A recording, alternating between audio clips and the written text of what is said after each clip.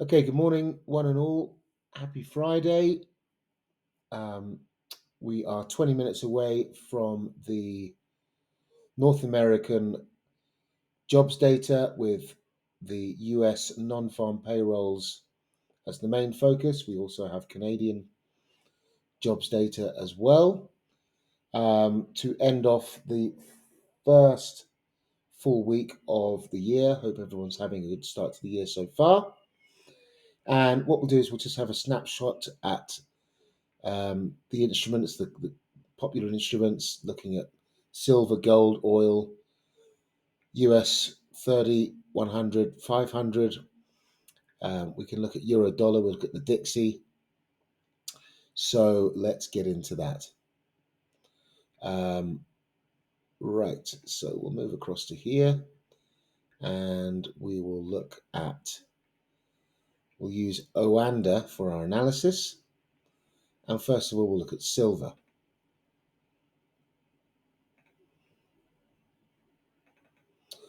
Okay, silver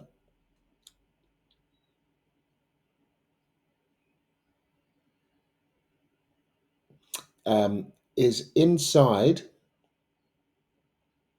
of the previous day range. We're in a bullish market on the monthly and weekly charts, as per the trend predator indicator tells us. It tells us that we're inside of yesterday's range.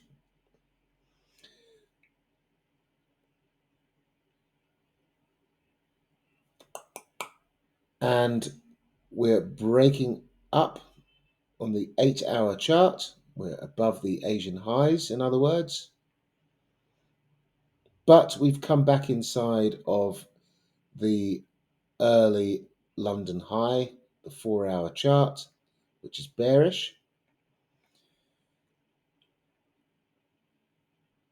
The thesis on the day, however, is because yesterday broke Wednesday's highs and then tumbled back inside of the range, if we're below Wednesday's highs, as we were yesterday, closing price, while we're below yesterday's highs, that's bearish. So although we've pumped up on the day, we're now dropping back below Wednesday's highs. So I assume if we stay below Wednesday's highs, which we're currently at the moment just about, we're teasing with that level, we have a reversal continuation setup brewing, as per the indicator telling us. There's no setup confirmed yet, but while we're below that high, we are brewing up for a sell-off. My confirmation would be a close below the Asian highs. Okay. On the other hand, as the indicator is now telling us, while we're above Wednesday's highs, we have a previous breakout, which is yesterday's breakout, continuation trade setup to go long in the uptrend. But as you can see, it's flashing between a reversal continuation trade setup and an uptrend setup around that Wednesday high. So the Wednesday high is critical for silver. That comes in at, and get it on there, 30, 35, 16 or thereabouts, depending on your broker. But look on your chart, it's Wednesday's high that is critical. Above Wednesday's high, we're bullish. Below Wednesday's high, we are bearish. Now, what would be my preference? My preference would be for the price to rally in line with the breakout from last week's highs. There's last week's range. We already took the stops from the inside week on Tuesday. So my preference would be to be buying this market, because then if we're in line with the bullish breakout of the week, then that only goes to help us with our bullish thesis on the day to target levels on the way up. We have a first green week. First green week. Last week was the first green week out of a series of bearish weeks. So I assume that the week that we're in will finish bullish, in line with that bullish close from last week. So my preference would be to be buying silver, okay, in line with the bullish trend on the week, as well as the bullish momentum on the monthly chart. Why the monthly chart? Because the month of November's low was broken in broken in December, going backwards, back to the future, broken in December here in that move, and then we move back up above the November low, and we're staying above the November low, and therefore that is bullish. We're back inside of November's range. December was a fake out low, so that's bullish. So my preference is for the market today, after the data, to rally above Wednesday's high. And what I'd like to do, because of Thursday's high as a potential resistance, I'd like to take the trade outside of Thursday's high. Okay, that goes against the buy high, don't buy high scenario, or the whatever the word is, but you want to buy low and sell high. Well, in fact, I would rather buy high, because then I'm in breakout and I have a setup for that to go long. So I don't need to buy low for there to be a setup. In this case, I'd looking to be buying high, but buying low within what could be a move up towards the previous month's highs. Therefore, buying low within that move. Not saying that can happen today, of course not. Never say never, but extremely unlikely. The average true range in silver is around about 70. So if we were to take the low, then that takes us up into here somewhere, which tallies up with the week commencing 16th of December's high as a potential target. Okay, I'm going on a bit with this silver, so we're not going to have time to go through much else. Anyway, so there's silver. My preference is to be buying outside of yesterday's high. Gold, same scenario.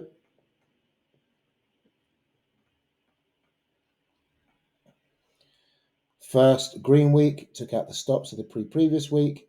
We're in a bullish trend. Everything's in breakout. The trend predator indicator is telling us uptrend, breakout continuation setup, low hanging fruit, trend trade to the upside, while we are above yesterday's highs. Okay, the market is currently above yesterday's highs. We've got a nice bottoming pattern here for the continuation trade to the upside, targeting stops in this market that broke the week commencing, December's first week of December's highs. Okay, we broke below there. That's a broken down market. So targeting stops within that move back up towards the previous month's highs. So bullish on silver, bullish on gold. We'll have a quick look at oil. Oil, we have the Baker Hughes data later on in the day. I don't tend to trade oil until after the data. But as we can see, it's a breakout continuation trade. However, We are 3 weeks of breakouts to the upside. It's a pretty overextended market. Not sure I'd want to be chasing that so high up on the day. But so far, sorry, I should make these green for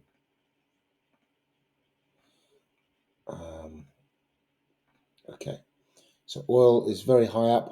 I'd wait to see how the data comes out later in the day. We'll have a quick snapshot at the indexes. Indexes are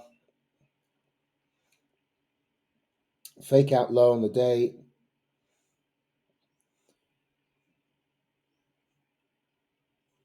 We've got a scenario where we've been short all week, so potentially coming up for a squeeze. But I'd be concerned about, what do I be concerned about here? No, nothing to be concerned about there. I was going to say concerned about the fake out high, but plenty of room to go up to the fake out high of the week. Last week's highs, it pumped up, broke back in. That's a fake out high, but plenty of scope for a move up. However, in an overall downtrending scenario here, in that the month of November took the month of October's highs back inside. Over here, we pumped back outside and then we came back in again. So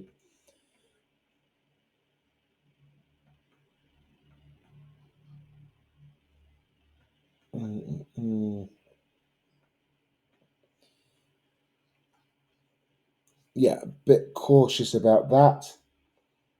Let's have a look at that level, scroll out. So that level there, month of October, those highs could be a resistance.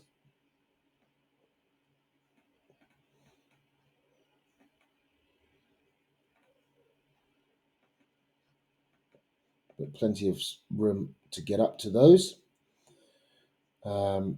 So I'd say I'm bullish on US 30, NAS, bearish across the board. Everything's looking rather bearish here.